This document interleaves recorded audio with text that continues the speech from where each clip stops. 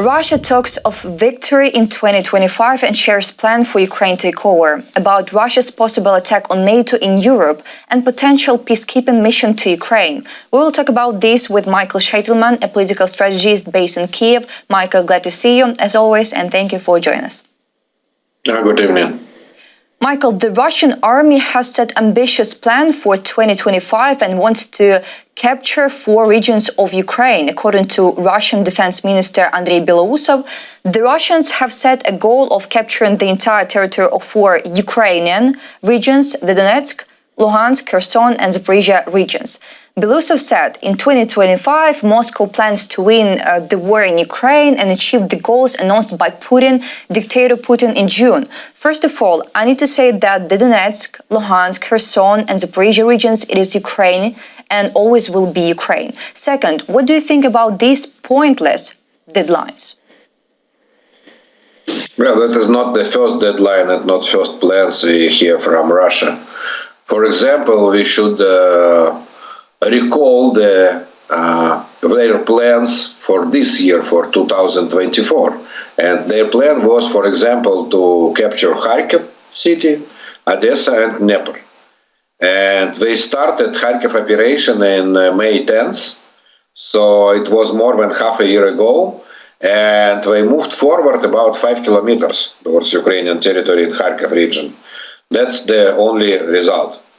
Next, this year was the year that they moved forward, really, Russian forces in all the front lines inside Ukraine.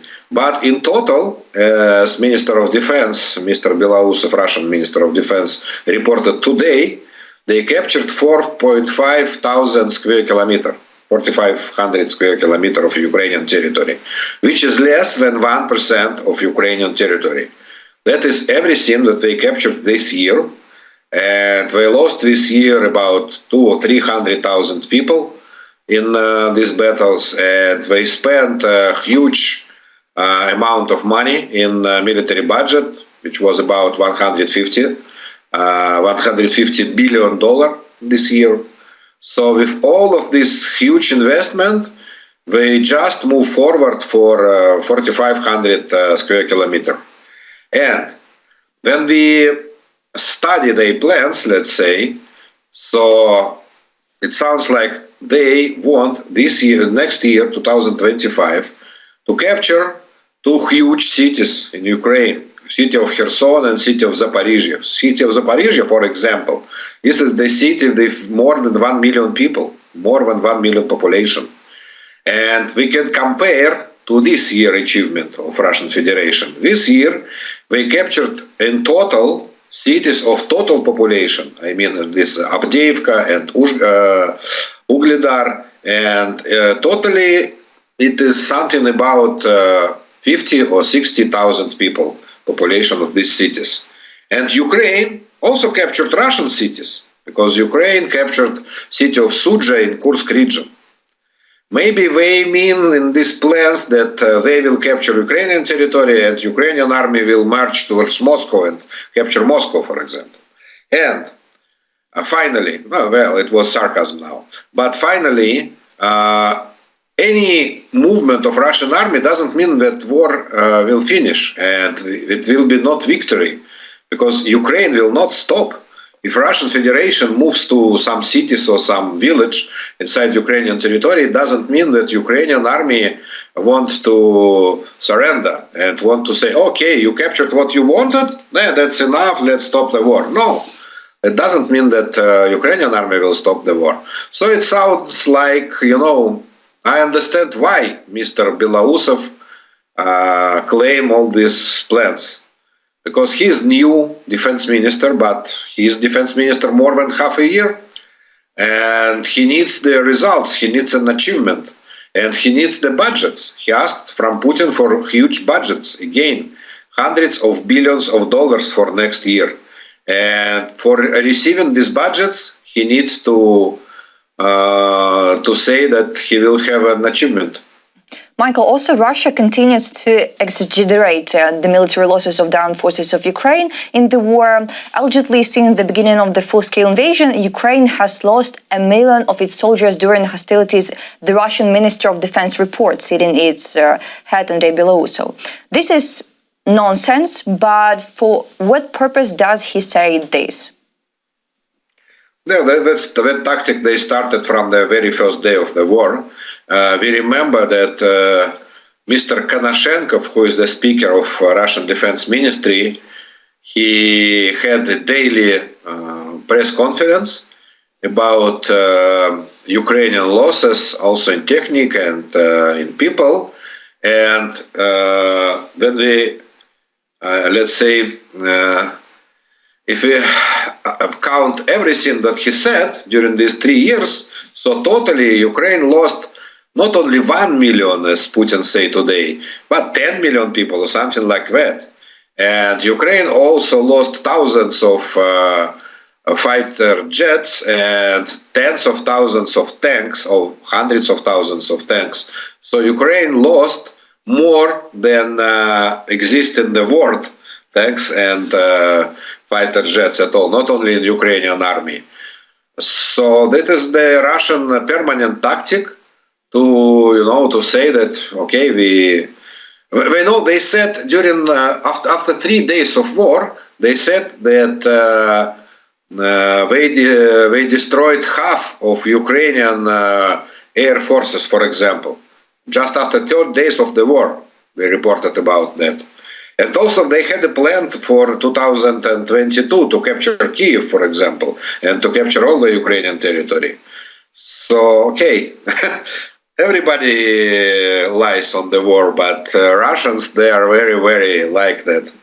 Putin, the biggest liar, I agree with you, Michael. And also I see that Russian dictator Vladimir Putin said in a speech to the Russian defense minister that the West was pushing Russia to the red line and Moscow could not help but respond. Reported by a Latvia-based Russian media outlet Meduza, and quote, the West is pushing Russia to the red line and Moscow cannot help but respond. About details, Putin also said that the serial production of the Oreshnik intermediate-range ballistic missile would begin soon, and the number of personnel in the Russian armed forces had been increased to 1.5 million. But about red lines, what is the red line for Putin for today? Well, we very like these red lines. Also, President Biden, for example, likes this phrase by Putin, red lines. They have red lines, but they speak about red lines every time then West make some new moves in this war. I remember what, for example, HIMARS was the red line. After supplying HIMARS, or after supplying artillery towards Ukrainian army, Russians said that they will use nuclear weapon. And Russians also said that they will use nuclear weapon after Germany supplied tanks. But Germany supplied tanks and Russia didn't use any nuclear weapon. And also they said that their red lines, for example, it is F-16 fighter jets, that also was the red lines. And the very last red line was ATACMS and which struck Russian territory. That was very, very red, absolutely red lines. But with time we are used for these Russian red lines, and we know that they just don't have any, because they have not any tools to exaggerate this war. They just don't have any new tools to make anything. They just can continue do that they do. But they do that 3 years. So we just used for everything, and Ukraine is ready for everything, and also Europe and United States are ready for everything. So we don't believe in Russian red lines now. Michael, someone called them Putin's red lines, but we call them now brown lines. What has the color brown? So that's it. And also about Russian Minister of Defense, and about Belarus. He also suggested the possibility of a war with NATO in the next 10 years. He said the Russian Defense Ministry needs to be prepared for any development of the situation, including a possible military conflict with NATO in Europe in the next decade. What do you think? It is mass intimidation against West, or Russia really preparing for war with NATO? Now, this is the only case when I could say that Defense Ministry of Russia says truth and not false and not lies. That is true. And today, for example, or it was tomorrow, I don't remember, but in Foreign Affairs, American newspaper, was published a big article about this. And the author of this article, this is an analytical institution, they compare spending of American federal budget for aid to Ukraine now, and they compare this sum with the sum which America will need if Russia starts the war against NATO. And the result is that America will need almost 10,000 more money, about $1 trillion for a war against Russia, to crush Russia and to capture Moscow, if they don't help Ukraine. And they don't hesitate, the authors of this analytical report, and the analytical report itself will be published on the beginning of January, but now they just published the policy recommendation of this report. This institution, I don't remember exactly, but this is a Washington institution, and the head of this institution, she is a former deputy defense minister of the United States.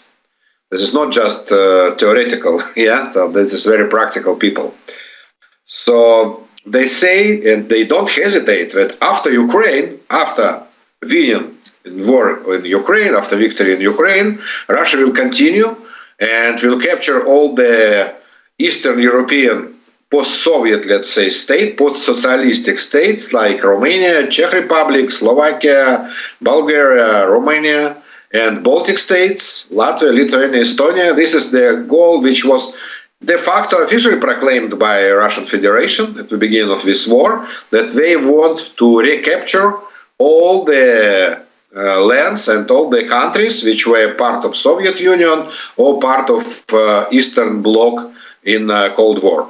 So that is obviously Russian plans, just obviously. And people in political level, I mean, in Europe and in US, who says, no, Ukraine is enough for Putin. They just live in some wishful world.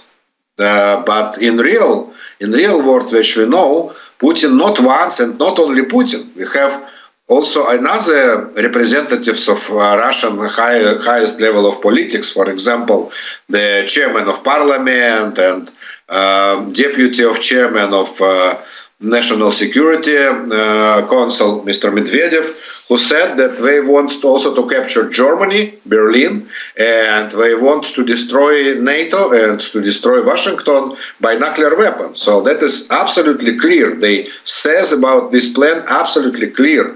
We should not hesitate about that. Michael, Dmitry Peskov, spokesperson of Russian dictator Vladimir Putin, repeated that the latter had supported the Hungarian Prime Minister's initiative for Christmas ceasefire in conversations with Viktor Orban, but Ukraine had allegedly not agreed to it, reported by Kremlin-aligned Russian news agency RIA Novosti. And quote from Peskov, "You know that Putin is talking to Orban. And Putin has supported the peace efforts of the Hungarian PM regarding the Christmas ceasefire. But at the same time, these efforts were not supported by the Ukrainian side, namely Zelensky. This is the situation." It is quote by Peskov. What do you think about this Christmas truce idea? And as we see, Kremlin repeats, Putin agreed to Orban's Christmas truce idea. Well, we are witnesses of Muppet show, because Orban in this case is just Putin's Muppet, and Putin speak with himself in this dialogue.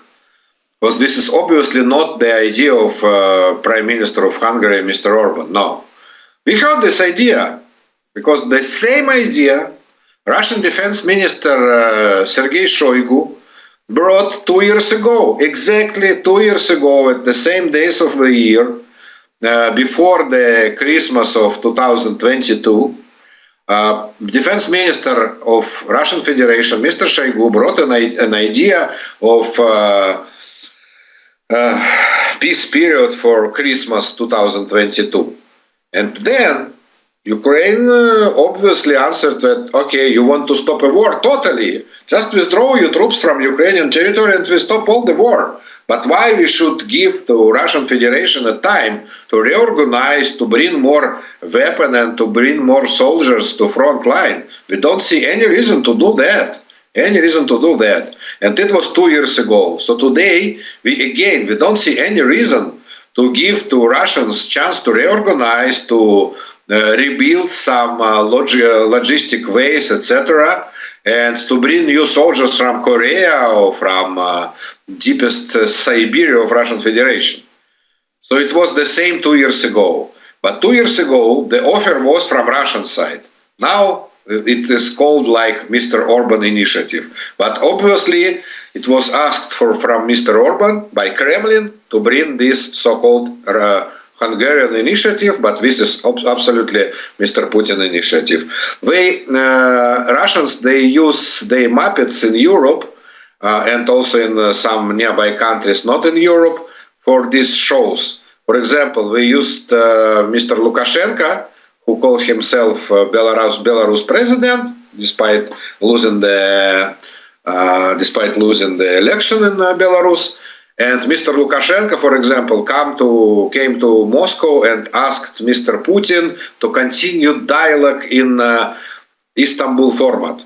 But it was the idea of Putin, but they used Lukashenko as a Muppet in this case. And in other case, they used President of Serbia, Mr. Vučić, as a Putin's Muppet to bring some ideas again and again. So we have in this Muppet show, we have the same actors, the same cast always. It is always or Prime Minister of Slovakia, Mr. Fico, or Prime Minister of Hungary, Mr. Orban, or President of Serbia, Mr. Vučić. By the way, all of them, maybe except Orban, will be also in celebration of so-called Russian victory on World War II on May in Moscow. Today, just today, Serbian president said that he will come to this military parade in Moscow.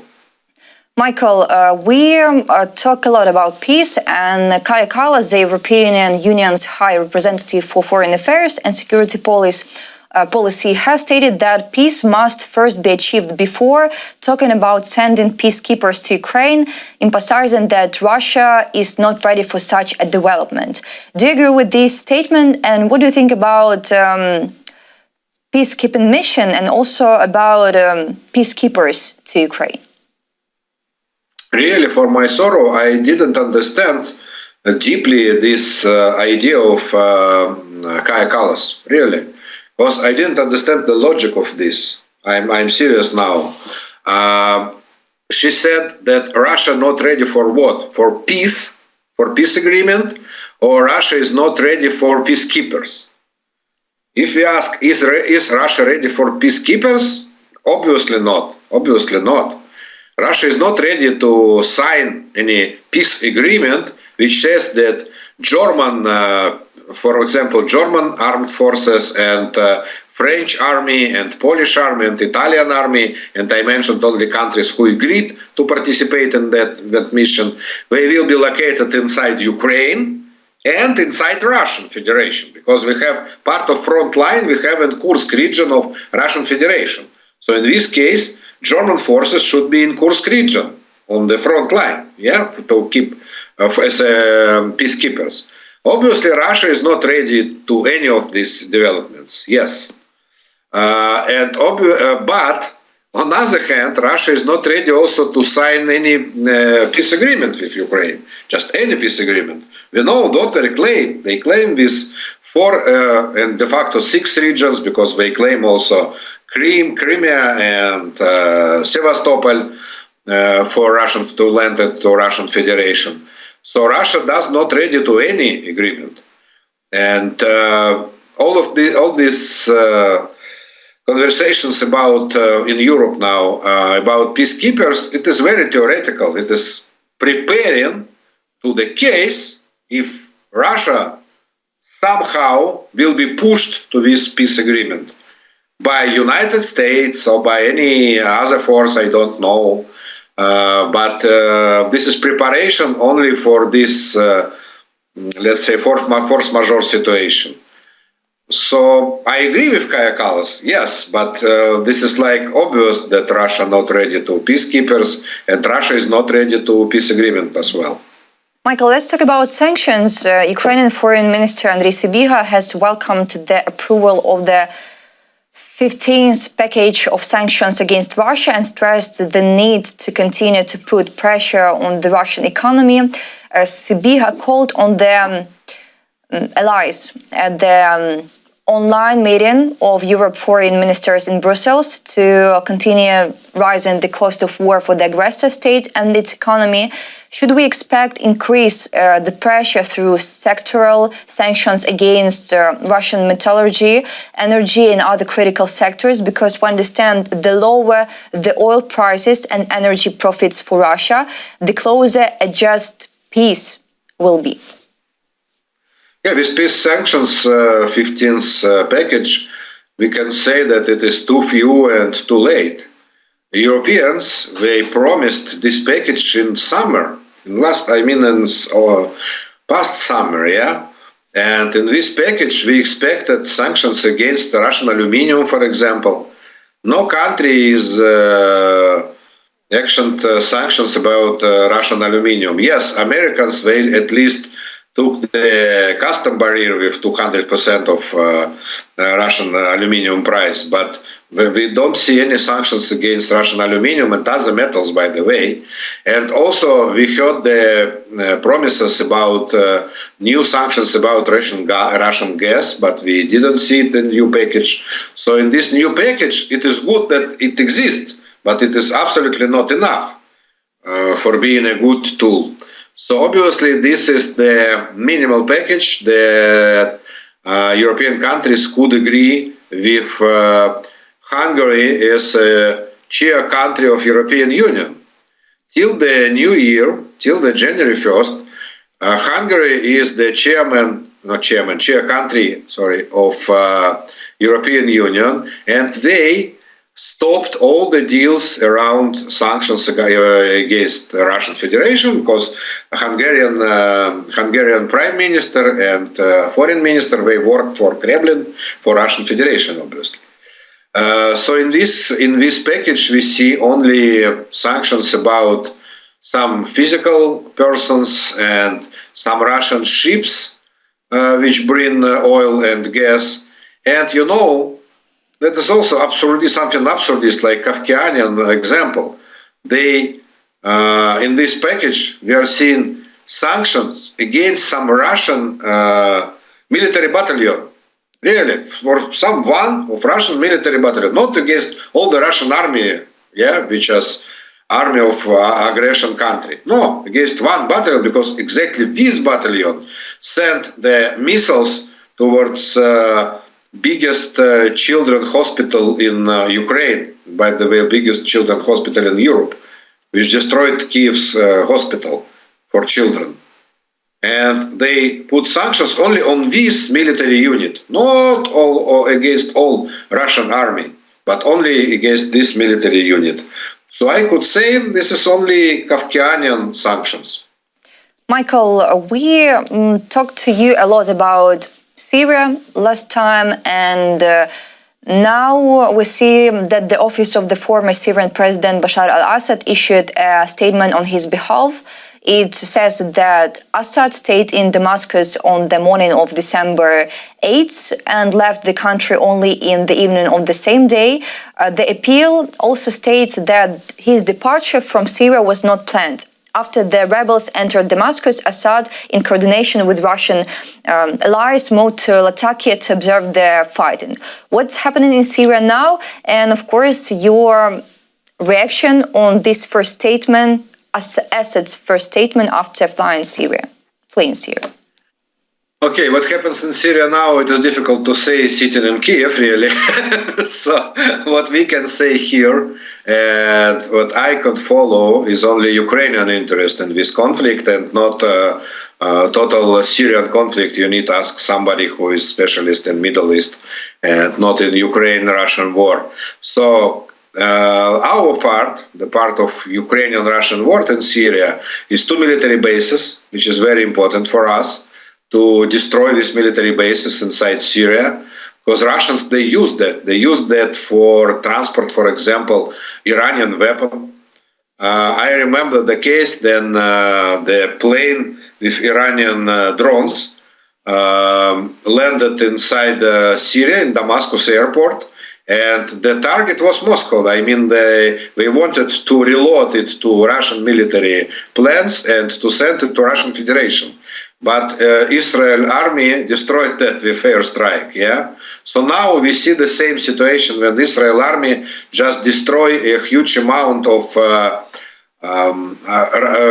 the storage of the weapon of Syrian army, and this is very good news to Ukraine, because all of this Syrian army weapon is mostly Russian weapon and partly Iranian weapon, but mostly Russian. So Russia lost a lot of weapon in this conflict now, in Syrian conflict. And less personnel, but more weapon. And this is the best news for Ukraine. And this is the reason, maybe, that I know that some Ukrainian military specialists in drones, they also helped to Syrian opposition to achieve the victory in this war. This was reported by many defense agencies around the world. So this is the part of Ukraine in this war. Michael, thanks for this interesting and important conversation as always. I need to say that Michael Sheitelman, a political strategist based in Kyiv, was with us today. Guys, subscribe on our YouTube channel, We're in Politics. Also, subscribe on Michael Sheitelman YouTube channel, and see you. Thank you, Olga, and bye.